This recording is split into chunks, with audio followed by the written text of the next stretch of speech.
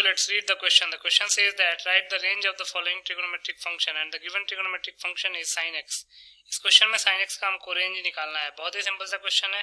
पहले हम की कॉन्सेप्ट लिख लेते हैं. तो रेंज होता क्या है किसी फंक्शन का?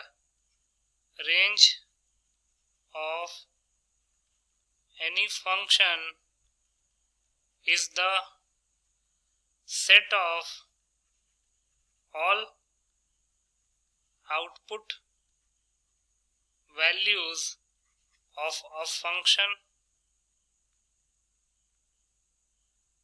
corresponding to the inputs of the function. Function में जो भी इनपुट हम इन करेंगे उसके करस्पॉन्डिंग जितने भी आउटपुट आएंगे उन सारे आउटपुट वैल्यूज का जो सेट होता है उसी को हम रेंज कहते हैं. तो चूंकि हमको sin x का रेंज निकालना है तो sin x का ग्राफ बनाएंगे. अब ग्राफ में रेंज कैसे देखते हैं?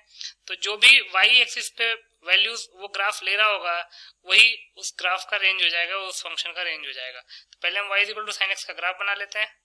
तो ये x एक्सिस है, ये y एक्सिस है, ये 0 है. sin x का ग्राफ कुछ इस तरीके का बनता है.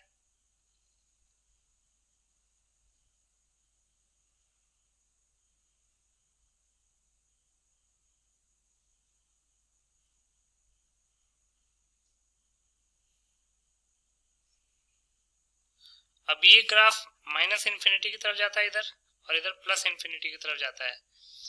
अब ये जो वैल्यू है ये 1 होती है और ये वाली वैल्यू होती है -1.